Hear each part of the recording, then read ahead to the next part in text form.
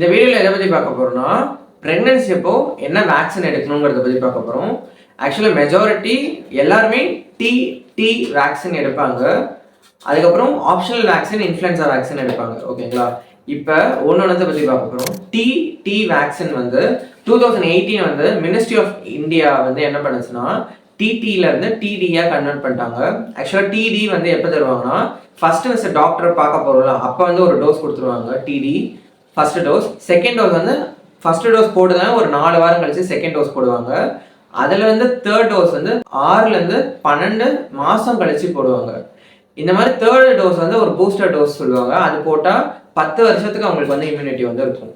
ஓகேங்களா? இப்போ டிடி போடுறதுக்கான இது என்னன்னா பூஸ்டர் டோஸ் யாருக்கும் போடக்கூடாது அப்படின்னா அவங்க ஆல்ரெடி டிடி வந்து லெஸ் தென் 3 இயர்ஸ்க்கு முன்னாடி போட்டிருக்காங்கன்னா இப்போ டிடி டோஸ் வந்து பூஸ்டர் தேவையில்லை, 2 டோஸ் போட்டு நம்ம ஸ்டாப் பண்ணிக்கலாம். ஓகேங்களா? இப்போ இன்ஃப்ளூயன்சா வேக்சின் வந்து இந்தியாவில் வந்து சில இடத்துல எபிடமிக்ஸ் இருக்கிற இடத்துல மட்டும் போடலாம். அது வந்து ஒரு ஆப்ஷனல் வேக்சின் தான். பட் டிடி வேக்சின் வந்து ஷுவராக போடணும். ஏன் டிடி வேக்சின் போடணும்னா வயிற்றுக்குள்ள இருக்க குழந்தைக்கு வந்து ஏதாவது நியோனேட்டல் செப்சிஸ் மாதிரி இல்லை கொரியோ ஆம்னியோனைட்டிஸ் சொல்லுவோம்.